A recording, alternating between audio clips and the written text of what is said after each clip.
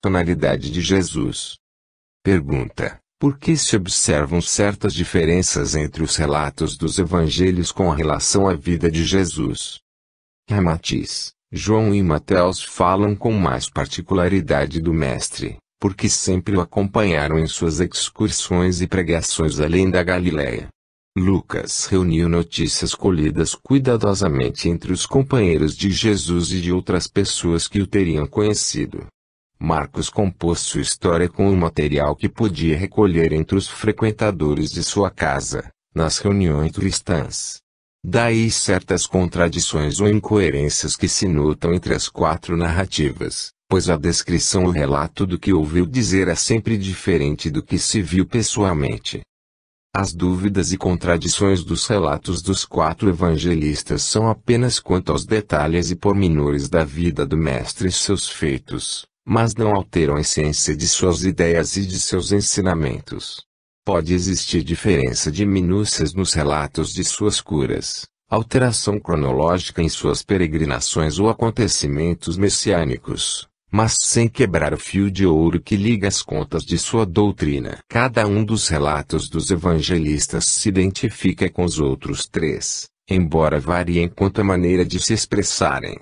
Sem dúvida, entre o que os evangelistas ouviram, disseram ou escreveram, e os relatos que chegaram ao vosso século, há contradições, por vezes, flagrantes e absurdas, devido à intervenção indébita que os quatro evangelhos sofreram posteriormente, para atender a certos interesses religiosos.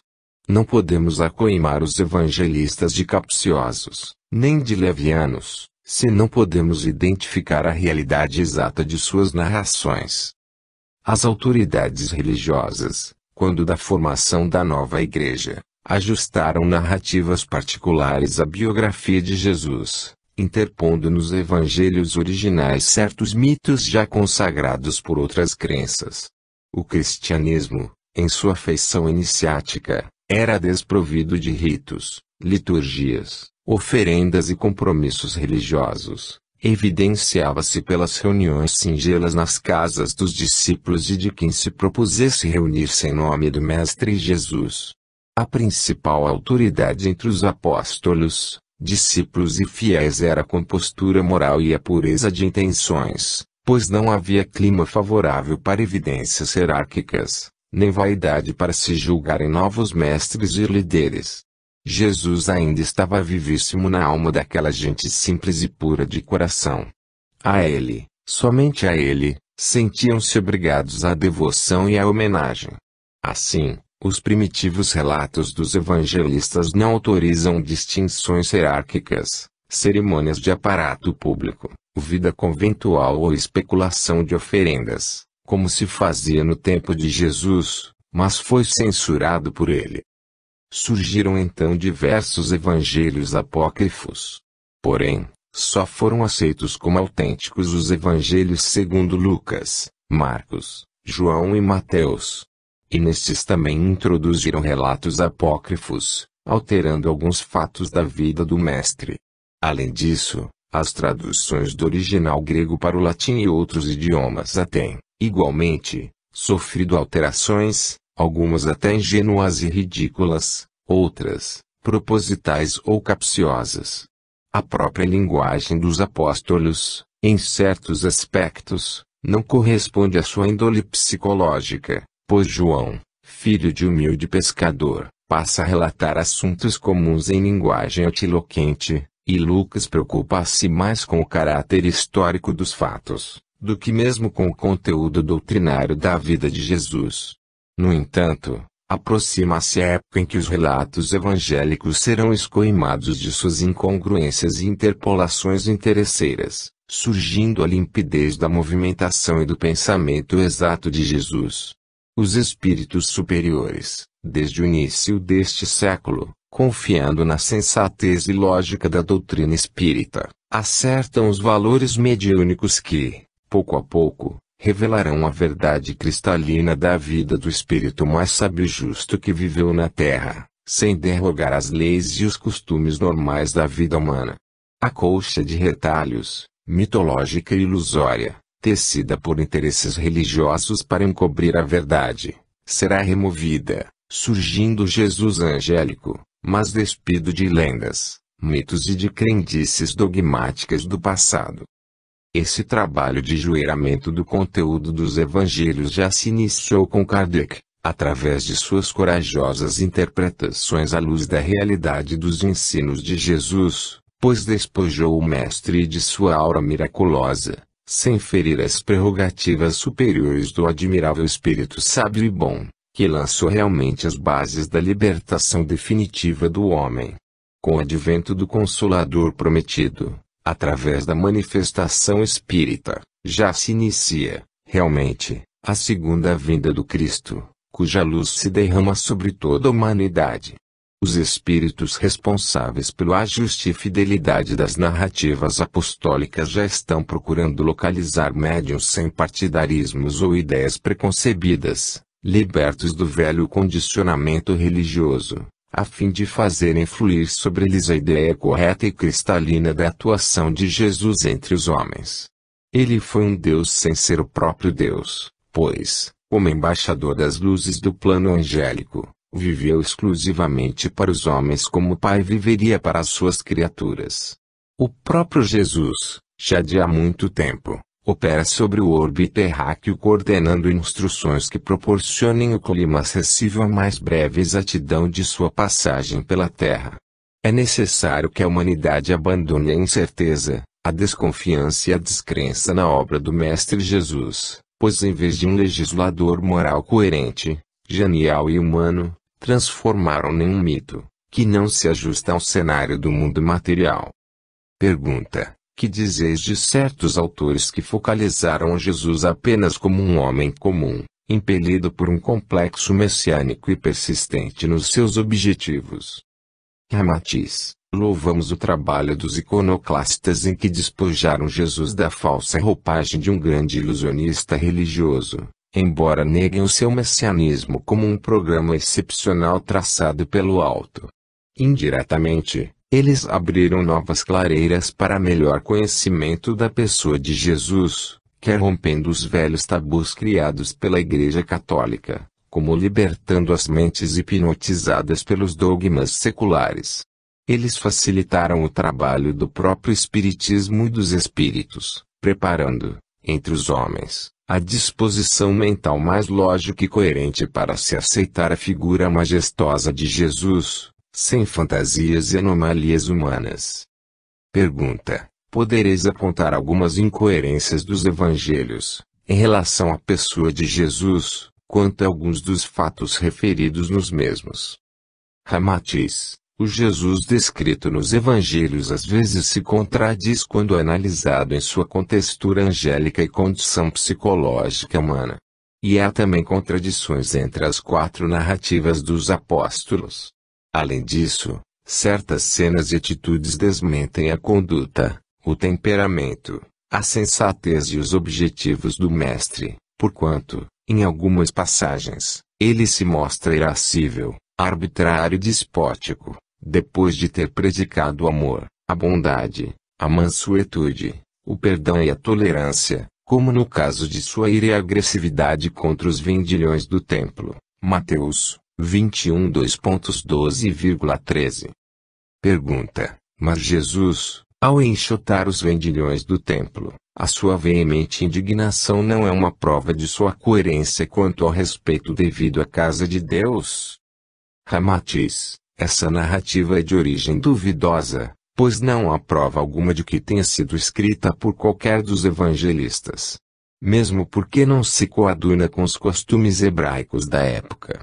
Além disso, a violência e a agressividade do ato desmentem a índole pacífica e tolerante de Jesus, pois apresentado empunhando um chicote, açoitando os homens, dando pontapés nas mesas, espantando bois e ovelhas, promovendo, enfim, uma grande desordem no recinto de um templo. Os cambistas são escorraçados até a rua, recebendo insultos e sofrendo prejuízos por parte daquele que vier ensinar a perdoar incondicionalmente. O Cordeiro de Deus era dócil, pacífico e respeitoso em todos os seus atos e atitudes. Assim o demonstrou diante da mulher adúltera, ante a negação de Pedro e na traição de Judas. Sua missão não era de turbulência, nem de alterar os costumes tradicionais de uma cidade. Jesus descera à terra para viver, à luz do dia, as lições do amor e piedade, em toda a sua extensão. A alma cósmica, compreensiva e sábia, não tinha quaisquer recalques de cólera. Enérgico diante das injustiças contra os fracos, jamais se transformaria num agressor vulgar atacando um punhado de homens ignorantes e necessitados de ganhar a vida. Tais vendedores não exerceriam o seu comércio se isso lhes fosse proibido pelo sacerdócio hebreu, que era a forma dominante para dirigir o povo. Pergunta: mas não teria ele agido bem se, de fato, tivesse advertido que a casa de Deus deve ser uma casa de oração e não um covil de ladrões? Ramatiz: chamar o templo de Jerusalém covil de ladrões representaria um insulto aos sacerdotes e ao povo de Israel, e Jesus seria incapaz de insultar alguém. Aliás, ele apenas considerava aquele local como um detestável e sangrento matadouro de aves, carneiros e bois. A sua noção de casa de Deus era bem mais extensa, conforme nos demonstrou quando seu pensamento, esvoaçando pelo cosmos e situando os planetas habitados por outras humanidades em maior ascensão espiritual, disse textualmente: na casa de meu pai há muitas moradas. Ademais, os narradores ainda cometeram o disparate de transplantarem para os lábios de Jesus as mesmas palavras proferidas pelo profeta Isaías, do Velho Testamento, referentes a outros assuntos. Minha casa, a casa de Deus, será chamada a casa de oração. E, quando fazem terminar a sua indignada expulsão dos vendedores, atribuem-lhe ainda outras palavras que foram exprobações de Jeremias: mas vós a tornastes um covil de ladrões. Os cambistas que, à distância, faziam seus negócios, eram modestos vendedores ambulantes, cuja fé mal lhes garantia o pão de cada dia. Se ele cogitasse, realmente, de expulsar os vendilhões do templo, teria que iniciar sua ação corretiva de dentro para fora, ou seja, enxotando primeiramente os próprios sacerdotes e os seus sequazes desonestos. Além disso, seria absurdo que um forasteiro, de visita à cidade santa, provindo da Galiléia, que era lugar de gente rude e de pescadores ignorantes, se pusesse a agir daquele modo, sobrepondo-se ali ao hábito vigente na cidade. Se Jesus houvesse açoitado o mais insignificante vendedor, os outros o subjugariam imediatamente, impedindo que o galileu recém-chegado do interior os agredisse e lhes causasse prejuízos. E os vendedores eram consentidos e tributados por lei. Por conseguinte, Jesus, como bom hebreu e respeitador das leis do país, não iria protestar, em público, mediante violência agressiva, contra o que sabia ser lícito. O sublime Jesus do Sermão da Montanha, que perdoou e consolou a mulher adúltera, que recomendou caridade do perdão 70 vezes 7, que aconselhou a entregar a face esquerda a quem nos bate na direita, certamente, jamais, incorreria na violência e desordem agressiva, que lhe é atribuída contra os vendedores que negociavam nos lugares permitidos do Templo de Jerusalém. A sua compreensão angélica tornava-o tolerante e piedoso para com todos os pecadores. Era enérgico, decidido e heróico, mas sem a violência do ira ou da paixão agressiva. Por conseguinte, não é somente o caráter impoluto, a contextura psicológica, a agudeza espiritual e a sabedoria cósmica de Jesus que contestam a possibilidade desse incidente chocante e que merecidamente lhe atribuem, mas a própria tradição, os costumes e as leis judaicas o desfazem facilmente. Os hebreus eram intransigentes em questão de fé e devoção religiosa e jamais contemporizavam com os seus preconceitos de puro ou impuro nas mil distinções que faziam em suas vidas e afazeres mais triviais. Os próprios romanos, que eram considerados impuros pelos hebreus, evitavam, a todo transe, atravessar as linhas divisórias do templo, temerosos da fúria do populacho fanático, que daria própria vida para evitar tão grave profanação e impureza em sua área sagrada. Jesus advogava a liberdade do ser, mas condenava os impulsos do instinto animal, que é próprio dos brutos. Mesmo quando ele usou de certa severidade sentenciosa, apontando os fariseus de túmulos caiados por fora e podres por dentro, ainda o fez sem individualizar pessoas. Não feria indivíduos, mas uma classe que se mostrava hipócrita, perversa, propensa às honras mundanas e os gozos materiais, embora aparentassem uma religiosidade piedosa e fanática. Jesus tinha um senso crítico elevado, burilava o seu pensamento e o vestia com justeza de palavras. Era imune tanto à lisonja como à censura, e os seus conceitos sobre aqueles que empanavam a beleza da vida tornavam-se lições inesquecíveis. Diante da mulher adúltera, o seu coração generoso absolveu e ordenou-lhe que não pecasse mais. Porém, diante da atitude dos que queriam apedrejá-la, o mestre, rápido, traçou-lhe na areia a terrível sentença: atire a primeira pedra aquele que estiver sem pecado. Jesus era a imagem autêntica do anjo, derramando sem amor pelos infelizes e deserdados, mas era também a figura da justiça, do direito e da moral.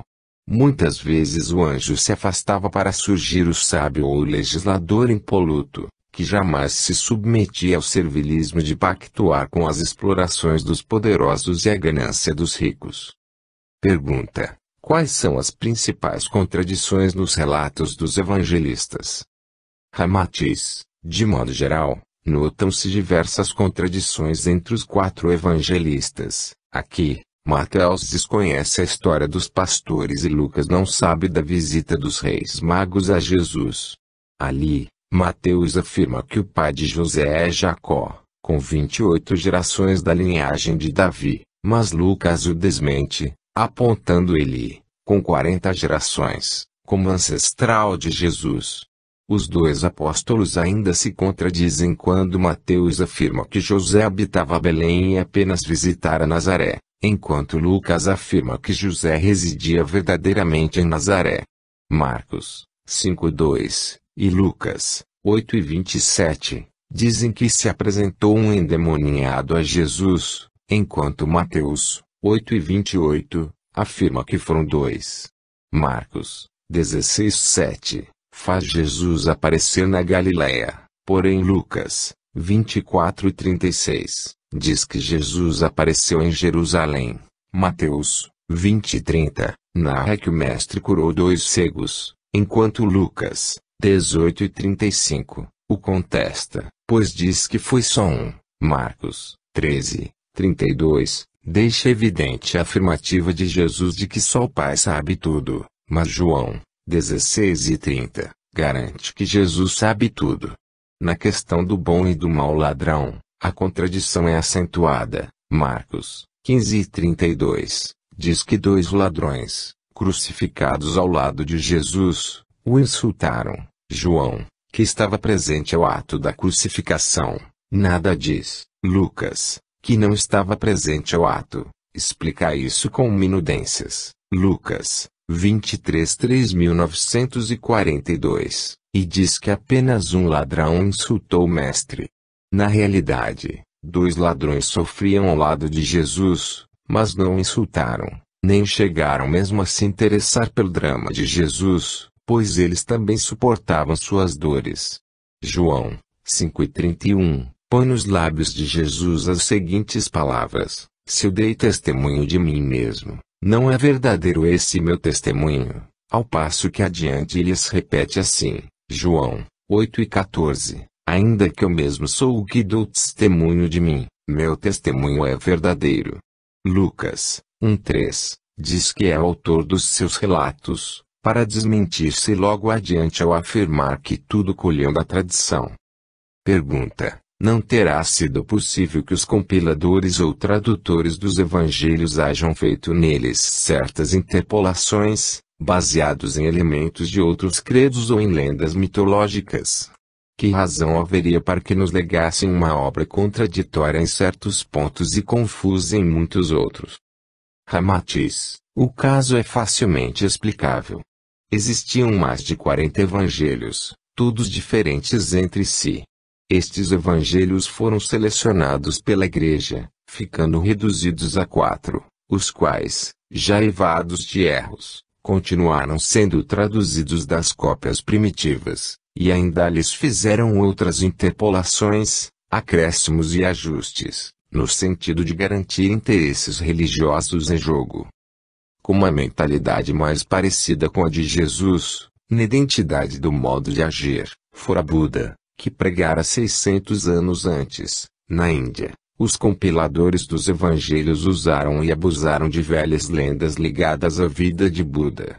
Algumas vezes há nos evangelhos certos respingos lendários de Zoroastro, de Confúcio e de Lao Tse, que também se confundem facilmente com a tradição budista. Pergunta: poderemos conhecer algumas passagens trazidas do budismo para os evangelhos e descritas pelos evangelistas como referentes a Jesus? Ramatiz: há grande semelhança nas seguintes passagens. Em verdade vos digo que a esta geração não se concederá nenhum prodígio. Marcos 8:2.11,12, teria dito Jesus. No entanto, Buda também assim dissera: não deveis manifestar o poder psíquico ou demonstrar milagres àqueles que são leigos, pois quem assim fizer será considerado culpado. Jesus, em Mateus 25:45, enuncia, referindo-se aos enfermos: na verdade vos digo que quantas vezes o deixastes de fazer a um destes, a mim o deixastes de fazer. E Buda ensina também: quem assistir a um enfermo assiste a mim. O evangelista João, 6:61-67, relata: muitos, pois, de seus discípulos, ouvindo isto, disseram: dura este discurso e quem o pode ouvir? Desde então se tornaram atrás muitos de seus discípulos, e já não andavam com ele. Buda diz o mesmo, após veemente pressão: duro é o Senhor, muito duro é o Senhor. E seus discípulos se afastaram. Mateus, no capítulo 27:51, do seu evangelho, aludindo à morte de Jesus, refere: e tremeu a terra, e partiram-se as pedras. Com referência à morte de Buda, quando o Senhor entregou sua vida ao Nirvana, aconteceu um grande terremoto, terrível e fulminante. O evangelista Mateus diz no capítulo 17:20 que Jesus proferiu as seguintes palavras: porque na verdade vos digo que se tiverdes fé como um grão de mostarda, direis a este monte: passa daqui para acolá, e ele há de passar, e nada vos será impossível. Buda emprega a linguagem idêntica: com a fé se move o Himalaia. Segundo diz João 8:12, Jesus assim falou: eu sou a luz do mundo, o que me ama não anda nas trevas mas terá a luz da vida. Buda teria dito a mesma coisa 6 séculos antes, livro do grande morto: depressa a luz do mundo se extinguirá, pois o Senhor entrará no Nirvana. O evangelista Marcos 4:2,33,34, atribui estas palavras a Jesus: a vós outros é concedido saber o mistério do reino de Deus, mas aos que são de fora tudo se lhes propõe em parábolas. E não lhes falava sem usar parábolas. Buda diz, Diálogos 143 CT 28, ao pai de família nenhum discurso religioso é revelado, só é revelado aos eremitas, isto é, aos adeptos, aos seguidores ou discípulos. Ao narrar a chamada tentação de Jesus, diz o evangelista Marcos 1:35, e foi Jesus a um lugar deserto, e ali fazia a sua oração, e adiante, 6:46, retirou-se a um monte, a fazer a oração, e mais adiante, 14:37, Simão, dormes? Não pudeste vigiar 1 hora, e mais, 14:40, e tornando a vir, achou-os outra vez a dormir. Nestes textos evangélicos verifica-se uma analogia profunda com o fato de Buda retirar-se para o deserto, onde também fica isolado, na oração solitária. Foi para o deserto, vigiou só, durante a primeira hora. Moisés jejuou 40 dias no deserto e foi tentado pelo povo, que preferiu bezerro de ouro. Buda jejuou 28 dias e Maio tentou. Zoroastro, no deserto, foi provocado por Arimã, e Jesus foi para o deserto, jejuou, e Satanás ofereceu-lhe reinos e tesouros para o tornar senhor do mundo. Quantas controvérsias religiosas têm provocado esses episódios, consecutivamente atribuídos a todos os missionários? Que vale essa teimosia em fazer o mestre jejuar no deserto e repelir Satanás, quando a sua força estava presente, minuto a minuto, no seu amor aos desgraçados, no seu perdão aos algozes e na sua renúncia à vida, para vencer a morte? Ainda hoje se conturbam as religiões católica, protestante, adventista e seus discípulos, por causa da simples cerimônia de Jesus se deixar batizar no Rio Jordão, por João Batista, o que, aliás, também acontecera com Buda, em Savatthi, na Índia, consagrado por um yogi chamado Sangaravo. No entanto, cessariam todos os conflitos, aprovar-se-iam todos os esforços religiosos e extinguir-se-ia toda a crítica desrespeitosa se atendesse, de verdade, a esta simples sentença de Jesus: ama a Deus sobre todas as coisas e ao próximo como a ti mesmo. Não importa que mil outros profetas tenham dito a mesma coisa, em outras palavras ou dialetos. Ninguém se anima a protestar contra essa força poderosa que sustém todo o pensamento crístico, porque o Mestre viveu integralmente todos os seus ensinos. E é nisso que consiste o seu valor e a sua glória, que dispensam milagres, alegorias, mitos, tabus e interpolações feitas nos evangelhos.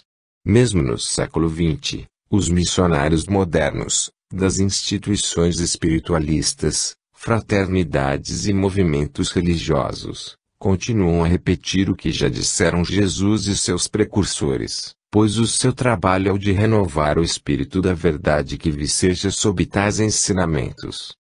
O conteúdo do ensino de Jesus, que constitui o seu evangelho, fulgura, expande-se e forma a cúpula radiosa da libertação espiritual, porque a sua figura central, o esperado Messias, realmente viveu a vida que aí define o tipo superior do homem-luz. Capítulo 25. Jesus e a Boa Nova do Reino de Deus. Pergunta: houve algum planejamento do alto, no sentido de coordenar as diretrizes da orientação de Jesus na sua pregação da Boa Nova do Reino de Deus, na face da terra? Ramatiz: o universo é regido por leis perfeitas e imutáveis tanto na dinâmica das suas leis físicas como na regência das suas leis morais. Tudo se move num ritmo harmonioso e seguro. Assim, quanto aos espíritos, na longa caminhada da sua evolução, proporciona-lhes sempre múltiplas oportunidades ou ensejos de desenvolverem e consolidarem a sua consciência individual, pois esta é a matriz que lhes estrutura o caráter. Em tais condições, todos os acontecimentos de grande projeção moral e social, que se processam na face dos planetas, estão subordinados a um esquema de absoluta segurança previsto pelo governo culto de cada orbe. A conturbação proveniente de surpresas ou imprevistos não existe nas manifestações panorâmicas da criação cósmica. Consequentemente, Jesus só desceu à Terra depois do autoprogramar e aprovar o fato. Porém, quanto aos aspectos intermediários de suas atitudes, tratando-se de um missionário de elevada hierarquia espiritual, torna-se evidente que ele não seria um autômato acionado por cordões manejados do mundo invisível. Era um elevado mensageiro eleito pela administração sideral para entregar à humanidade terreno o código de sua própria redenção espiritual. Mas dependia, essencialmente, do seu próprio discernimento, o seu triunfo nessa realização messiânica. Em verdade, a sua renúncia e heroísmo absolutos é que cimentaram as bases morais do cristianismo, embora, naturalmente, os seus amigos invisíveis sempre o tenham assistido e confortado nas suas horas de angústia e nas vacilações adstritas ao meio ambiente. Jesus aceitou o programa sacrificial da sua missão atento às diretrizes fundamentais que ela lhe impunha, as quais examinou antes de encarnar-se. Porém, o êxito do movimento cristão foi produto de seu próprio esforço. Na Terra, ele teve de submeter-se a todos os imperativos próprios da família carnal, adaptando-se a certas conveniências prosaicas da sociedade terrícola e nivelando-se às raças e aos costumes da época. Embora se tratasse de um anjo, ele também se obrigava a viver e participar dos acontecimentos humanos, próprios dos encarnados. Obviamente, não podia dispensar os apetrechos e as convenções do mundo material, onde tinha de se movimentar contando com os recursos naturais de todos os homens. Mas a obra de Jesus desenvolveu-se sob os aplausos e o júbilo dos seus mentores siderais, pois ele cumpriu integralmente a sua missão redentora da humanidade. Além disso, livrou-se das incongruências e das deformações muito comuns a certos líderes de povos, que nas suas tarefas deixam-se imbuir pela vaidade, em acirrada defesa da sua personalidade humana e muitíssimo preocupados com o possível julgamento da posteridade. Cuidam principalmente de exaltar a sua figura transitória no cenário do mundo, em detrimento da própria obra de que são responsáveis. Jesus, no entanto, não se preocupou com a opinião histórica do mundo, pois devotou-se exclusivamente à tarefa de esclarecer o homem e ajudá-lo a libertar-se de suas paixões e instintos animais, a fim de despertar-lhes as qualidades íntimas e sublimes do anjo. Num dos momentos mais expressivos de sua vida, quando lhe solicitaram para demonstrar suas credenciais superiores de mestre, eis que ele curvou-se humilde e lavou os pés dos seus apóstolos. Pergunta: desde que Jesus obedeceu a um plano messiânico previamente definido, embora aceito por livre vontade, antes de descer à matéria, orientando-lhe todos os passos e ações para um fim inexorável, houve um certo determinismo quanto à sua crucificação e morte, não é assim? Ramatiz: o determinismo a que Jesus se submeteu consistiu no fatalismo de lhe aceitar incondicionalmente todos os sacrifícios inerentes à sua tarefa messiânica junto aos homens. O holocausto de sua vida física, motivado pelos conflitos morais e reações dos interesses do mundo, era um epílogo tão admissível ao fato inevitável, como de alguém ao pretender salvar a sua família cercada pelas labaredas de um incêndio e aceitar resignadamente o fatalismo de morrer queimado entre as chamas. Jesus, portanto, decidira se mergulhar nas chamas das paixões animalizadas desencadeadas na face da terra para salvar a sua família, representada pela própria humanidade. É indubitável que, mesmo depois de encarnado e em face de seu livre-arbítrio, Jesus tinha o direito de recusar-se a cumprir a tarefa aceita espontaneamente no reino do Espírito. Mas as virtudes de retidão, abnegação e sacrifício absolutos de seu amor ao próximo, e além de si mesmo, eram atributos morais de tal superioridade em sua consciência espiritual, que jamais o induziam a fugir de sua missão. Os mestres do orbe tinham certeza de que sua graduação sideral e dinâmica espiritual eram garantia suficiente para fazê-lo cumprir integralmente a vontade do Senhor na face da terra.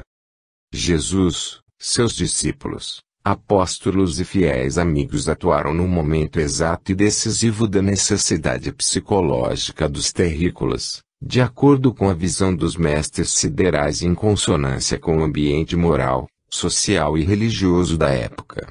Todos os espíritos ligados ao mestre Nazareno e participantes do advento do cristianismo eram peças escolhidas com a devida antecedência visando a mais proveitosa movimentação no plano redentor da humanidade.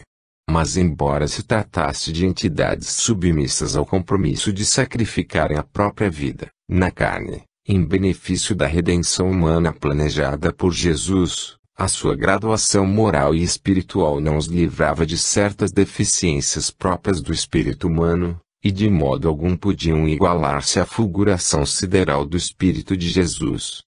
Pergunta: mas é evidente que se a divulgação do cristianismo na Terra ficou adstrita a um prazo determinado, isso confirma a existência de um plano irrevogável do alto. Não é assim? Ramatiz: realmente, O plano da obra liderada por Jesus era irrevogável e jamais deveria ser modificado após a convocação antecipada de seus cooperadores e do seu ajuste aos destinos humanos na face do orbe.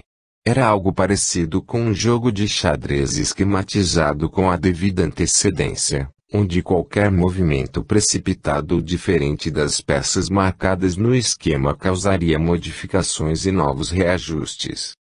Mas, apesar do plano do cristianismo ser irrevogável, os seus elementos eram livres e podiam recuar ou alterar suas posições mesmo na hora de sua comprovação espiritual no esquema traçado pelo alto. Sem dúvida, as suas figuras de maior realce na obra cristã, como Pedro, João, Paulo, Batista, Maria de Magdala, Tomé, Mateus, José, Maria, José de Arimateia, Tiago Maior e Tiago, filho de Alfeu, deveriam cumprir a promessa feita antes de suas encarnações, a fim de não desorientarem o rumo messiânico de Jesus.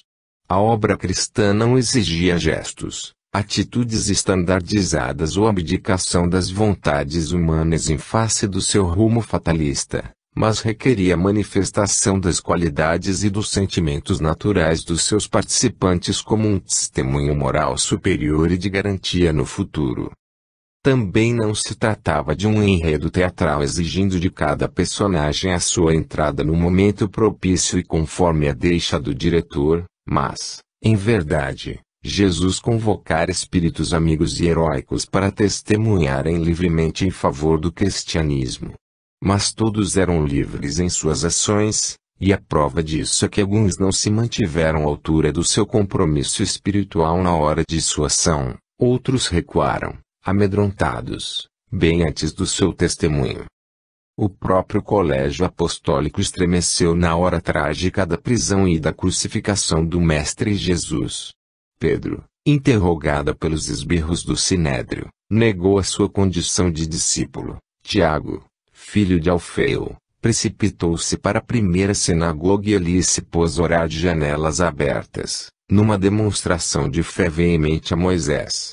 Simão Cananeu e Bartolomeu sumiram de Jerusalém. Tomé, Felipe e Alfeu cautelosamente buscaram abrigo em casa amiga. Judas já havia se comprometido pelos seus ciúmes e imprudências, servindo de cobaia estúpida aos objetivos maquiavélicos do Sinédrio.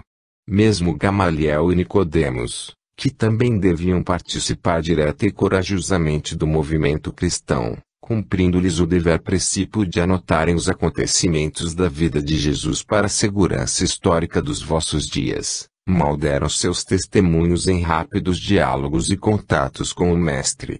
Os próprios irmãos de Jesus, filhos de Débora e de Maria, eram espíritos incluídos solidamente no esquema do cristianismo, devendo cercá-lo de uma aura fraterna e afetiva, compensadora das dores do mundo profano. No entanto, afora Tiago, irmão de Maria, fervoroso e confiante, suas irmãs Elizabeth e Ana, meigas e amorosas, e Eleazar, filho de Débora, sempre contemporizador, e Tiago, o menor, que chegou a acompanhá-lo nos últimos momentos. Os demais irmãos lhe foram hostis. Efraim, o mais rico de todos, chegou a insultá-lo em público, alegando que Jesus não passava de um maníaco comprometendo a própria família com suas ideias perturbadas.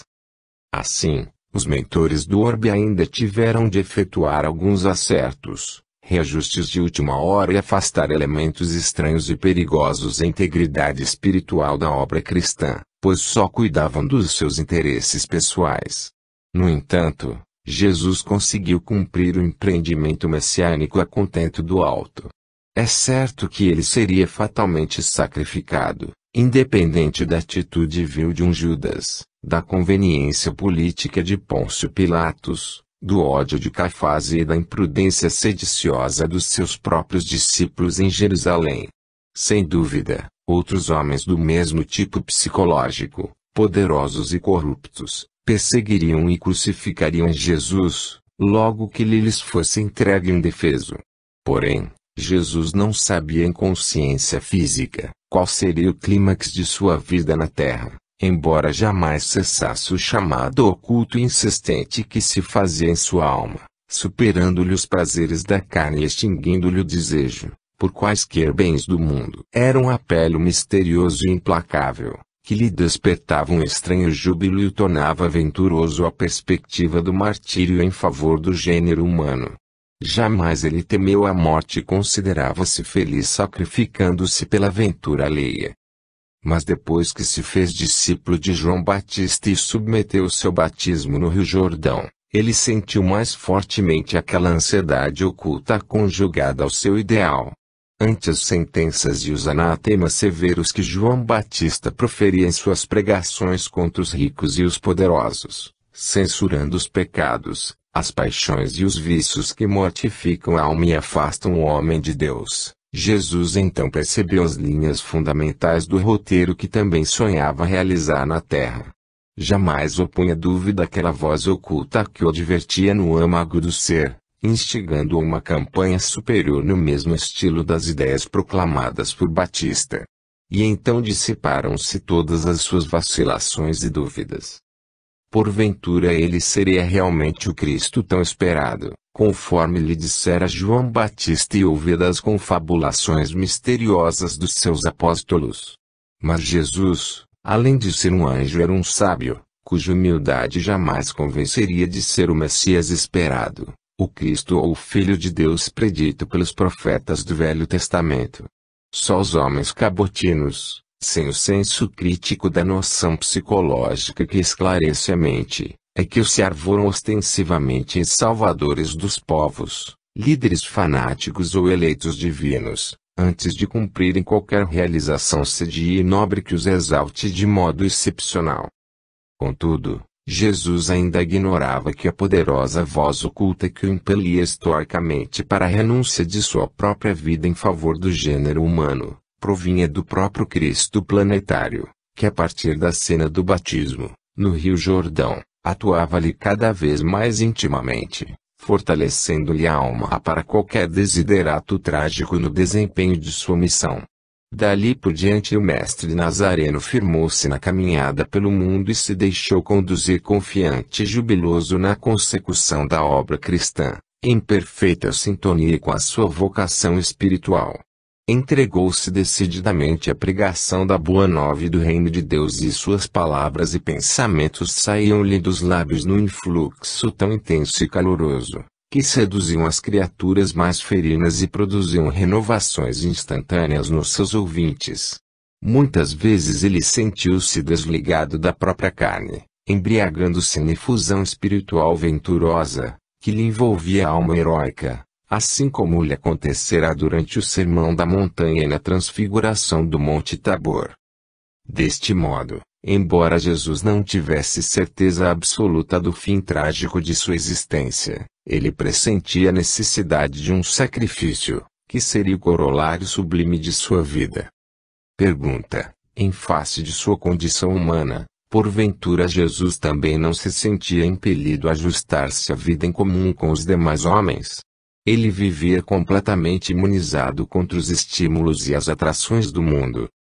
Matiz: muitas vezes a razão humana também tentou dominar-lhe os sentimentos divinos, compelindo-o a participar normalmente dos prazeres da carne e atender às exigências naturais de sua ancestralidade biológica.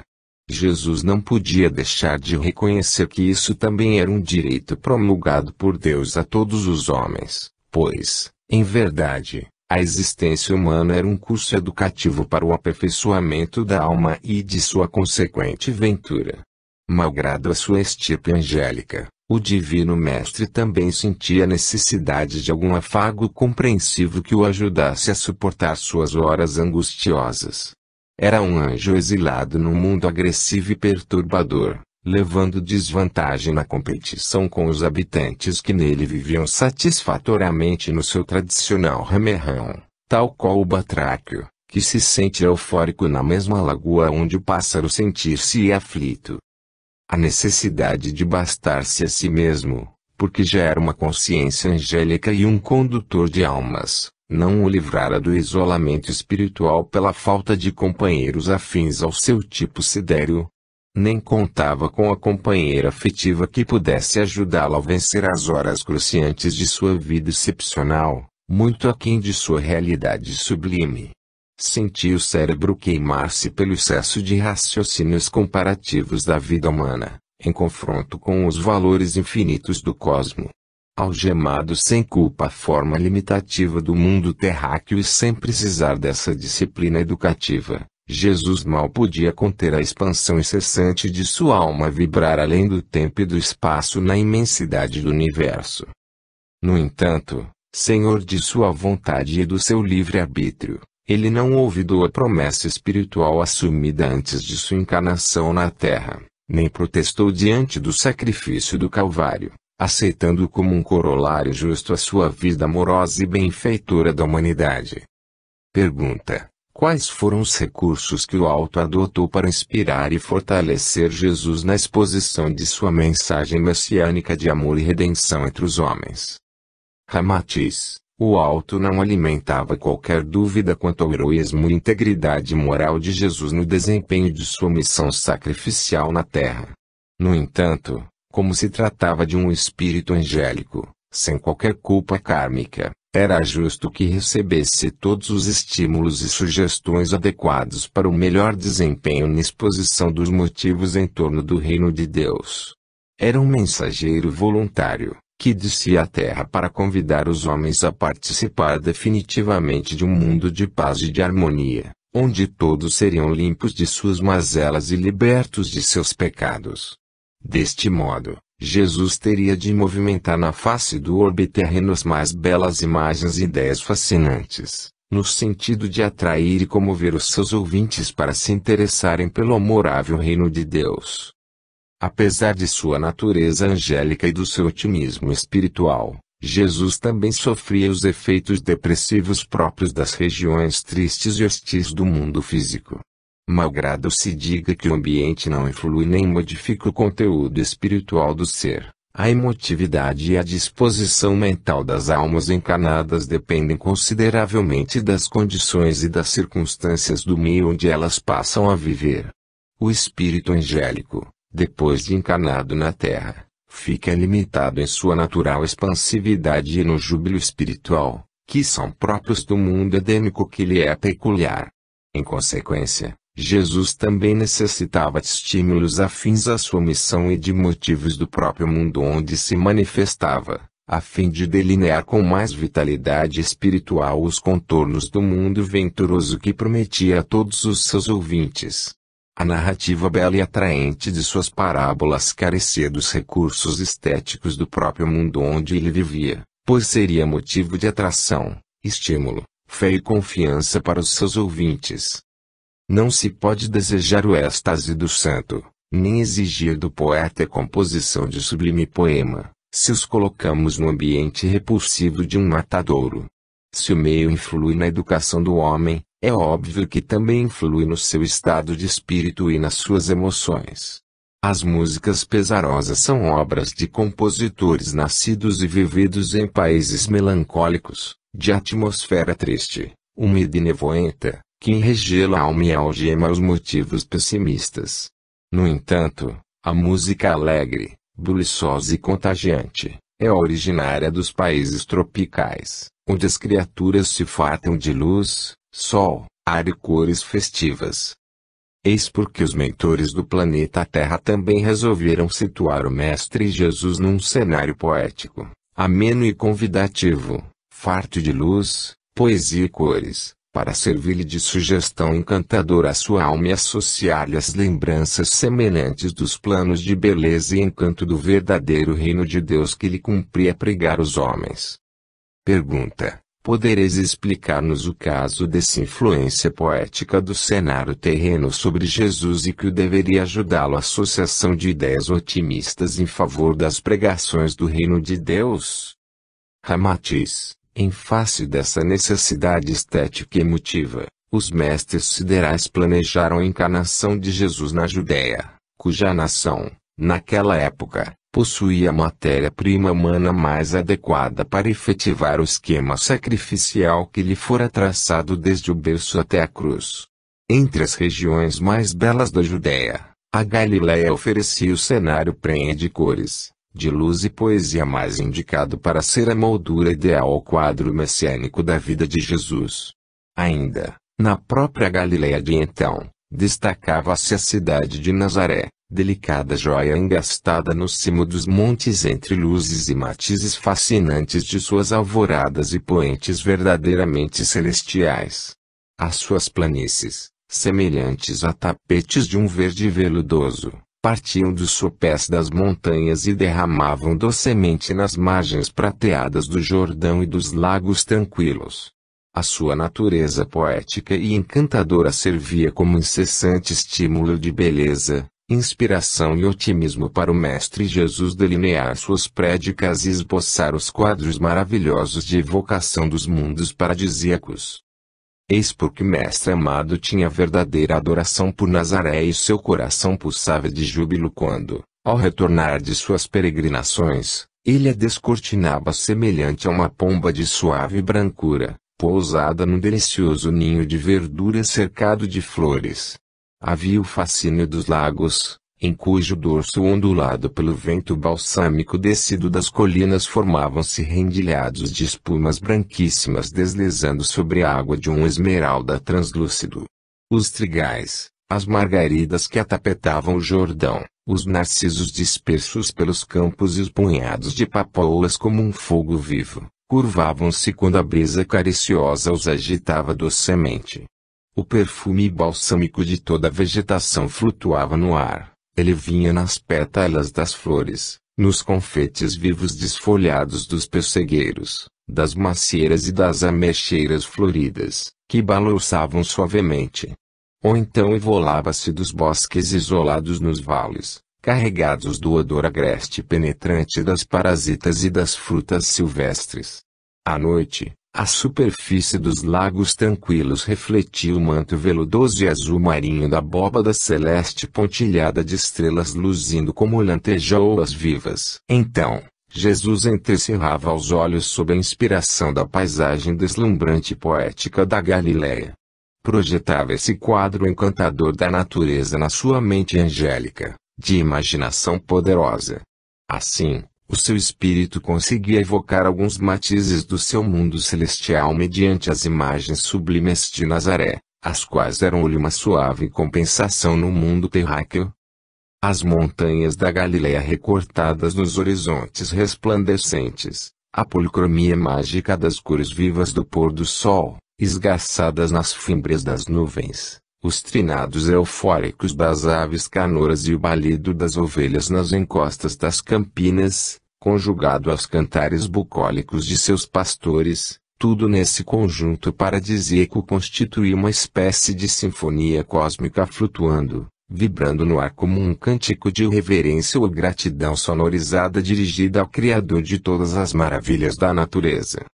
A tranquilidade da cidade de Nazaré, formando um anfiteatro natural na encosta dos morros, as suas ruas estreitas, de lajes e pedras lascadas, sem a tortura dos veículos modernos, as casas simples e humildes, brancas como as toalhas alvejadas a Nil, embora sem os rendilhados da arte helênica e sem a suntuosidade das edificações romanas, eram simpáticas, hospedeiras e graciosas. Exalavam um ar amigo no seio dos jardins floridos e eram suave e calmante para a visão fatigada. Jamais Jesus do que se trocar o casario simples e acolhedor de Nazaré pela ruidosa metrópole de Jerusalém, onde os nervos se esfrangalhavam sob a ofensiva de gritos, brados, rixas, ameaças e pregões de todos os tipos e raças. Nas suas ruas, praças e terrenos baldios, aglomeravam-se as multidões inquietas e turbulentas, exigindo, a todo momento, a intervenção das patrulhas romanas ou a dos esbirros do Sinédrio. Quando o Mestre Jesus esteve em Jerusalém, aos 23 anos de idade, após a morte de José, ele buscou empregar-se nas carpintarias da cidade, a fim de cooperar junto à família. Mas, ao retornar à Galiléia, isso foi-lhe um refrigério balsâmico para os nervos e para a alma fatigada do bulício rixento das cidades populosas. Pergunta: Jesus, Antes de encarnar-se procurou conhecer os lugares, na terra, em que depois teria de viver por força de sua missão redentora. Ramatiz, antes de habitar a carne, Jesus percorreu todos os lugares de sua futura atividade messiânica na Palestina, gravando na alma o cenário que, então, serviria de moldura à sua obra cristã. Visitou Tiberíades, em cuja margem se demorou, consagrando aquele lago de tanta tradição como centro de suas pregações. Assinalou, no Jordão, o local onde mais tarde deveria encontrar João Batista, para a memorável e significativa cena do batismo. Seu espírito resplandecente pousou suavemente no cimo dos montes Gilboé, Hermon, Safed, Moabe, Eubate e Carmelo, revendo companheiros de outras romagens e que, travestidos de essênios, ali já viviam compondo a abóbada espiritual, que mais tarde seria de afetiva inspiração no desenvolvimento de suas ideias de libertação do homem terreno. Depois, dirigiu-se ao Tabor, onde comovido assinalou o palco de um dos seus momentos mais impressionantes a viver mais tarde, quando do fenômeno da transfiguração. Numa visão espiritual panorâmica sobre a paisagem amiga da Palestina, ele admirou o dorso aveludado das montanhas da Samaria e do Pereu, os golfos nutridos de água azul turquesa resplendente, os rios tranquilos, o bulício dos regatos cristalinos entre o musgo esverdeado das pedras e a fragrância balsâmica do ambiente tão generoso. A Galiléia era pobre e ingênua, mas Jesus a preferiu, em comparação ao cenário rico e fulgurante da Pérsia, de Alexandria, Atenas ou Roma, cujas nações ainda se turbavam pelo excesso de orgulho e ambições insatisfeitas.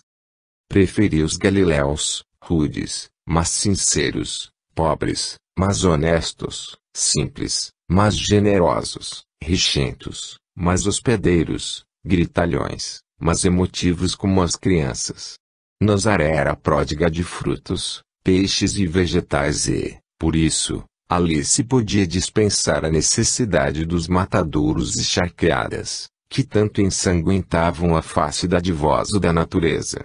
Em Nazaré, os judeus eram displicentes até com as suas festividades tradicionais da matança do bom carneiro ou da ave consagrada. Ali era o cenário ideal para Jesus pensar e cumprir a sua obra dadivosa de amor e paz. Pergunta: e que dizeis quanto à cooperação dos discípulos e apóstolos, que Jesus convocou para a divulgação de sua mensagem da Boa Nova e do Reino de Deus? Ramatiz, alguns séculos antes de Jesus descer à Terra, o governador oculto do planeta Terra já havia deliberado quanto aos tipos espirituais que deveriam cooperar no advento do cristianismo junto ao Mestre Jesus. Seriam tipos de homens simples, generosos, ingênuos, fiéis, corajosos, obedientes, com muita capacidade de renúncia e completamente submissos ao seu líder espiritual. Teriam de formar uma unidade coesa e disciplinada, sem quaisquer contestações às ideias de Jesus, o qual seria a fonte absoluta e o coordenador definitivo da obra. Mas, acima de tudo, deveriam pertencer a gente comum do mundo, para que as suas atividades apostólicas e exemplos redentores pudessem ser imitados e de realização possível quaisquer outros homens. Os ensinamentos do Messias destinavam-se desde a criatura da mais ínfima pobreza e insuficiência intelectual, até a mais rica e sábia. Por isso, ele se viu obrigado a recrutar os seus adeptos entre espíritos de um grau espiritual não muito avançado e, consequentemente, ainda sob a dependência de algumas retificações kármicas. Só assim poderia contar com auxiliares em sintonia com as demais criaturas de nível inferior a exaltar o ânimo dos pobres e deserdados. Assim, cada discípulo, apóstolo ou adepto interveio no momento oportuno e deixou na obra cristã a sua marca pessoal e redentora. Alguns deles, depois do seu testemunho, seguiram o seu destino kármico pessoal. Houve até os que se esqueceram do empreendimento de Jesus e a tradição evangélica nem pôde anotar-lhes a presença. Pergunta: o advento do cristianismo, na Terra, aceito por Jesus e pelos demais espíritos participantes, poderia ser conturbado ante qualquer troncamento de suas principais peças vivas ou mesmo pela inversão da ordem dos acontecimentos prefixados pelo alto. Ramatiz, sem dúvida, era preciso que se mantivesse o plano do alto, pois outro seria o aspecto do cristianismo.